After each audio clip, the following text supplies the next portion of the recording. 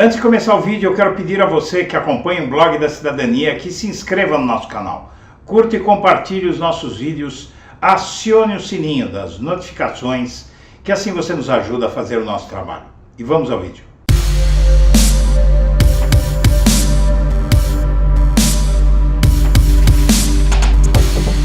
Bom dia, senhoras e senhores. Hoje é 25 de fevereiro de 2023, são 8 horas da manhã.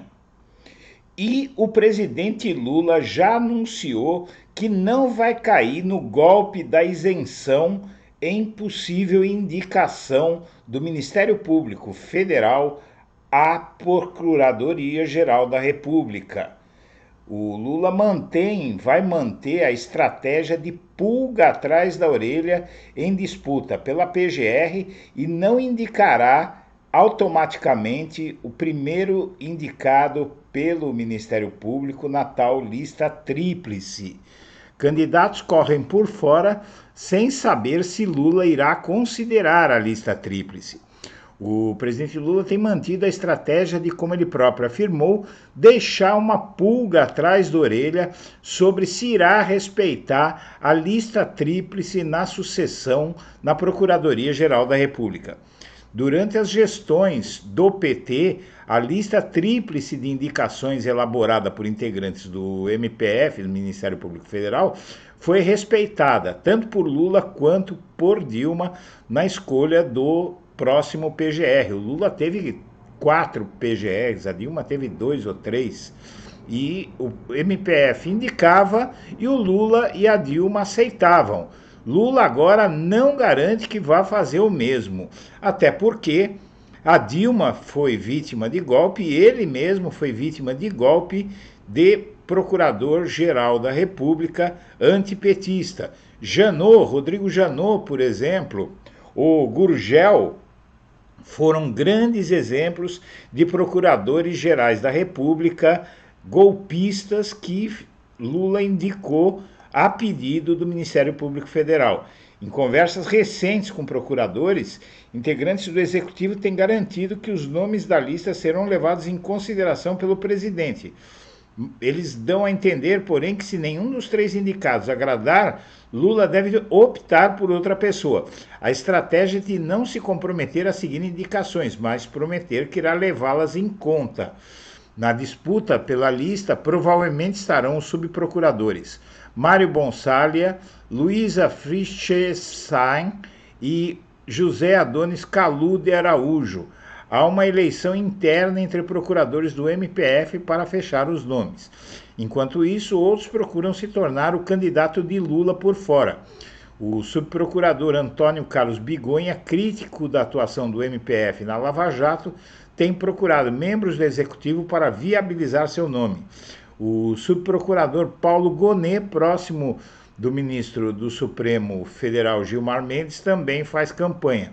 Para escolher o atual PGR, Augusto Aras, Bolsonaro quebrou a tradição da lista tríplice.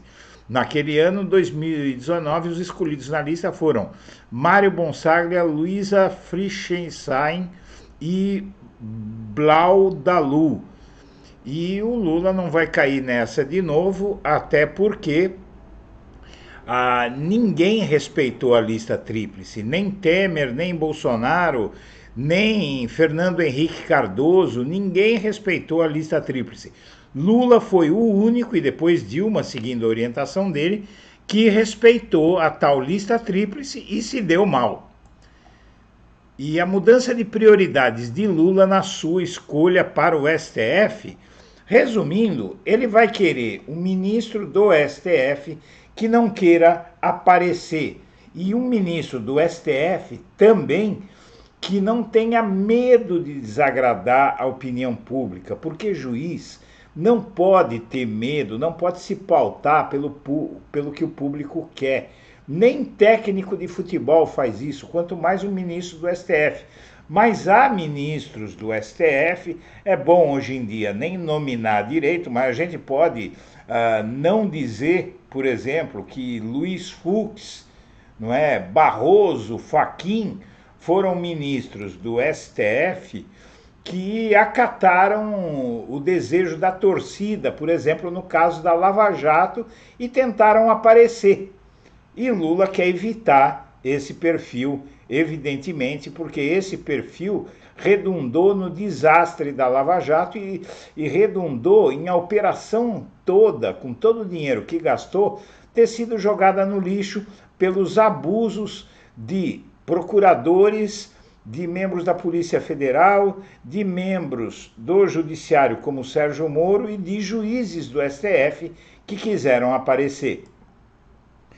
Novo juiz da Lava Jato se identificou como Lu 22 no sistema da Justiça do Paraná. O Eduardo Apio assumiu a cadeira que já pertenceu ao Sérgio Moro e ele disse que avisava, já quando a Lava Jato tinha grande popularidade, no que ia dar. Ele sabia que a Lava Jato ia dar no que deu.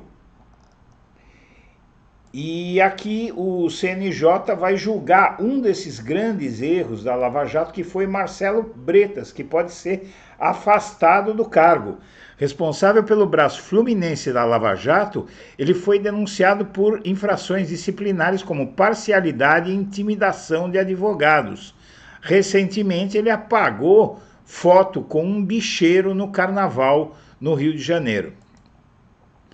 E Lewandowski vai sair do STF no mês que vem e vai deixar para trás uma carreira digna e que edificou a magistratura no Brasil.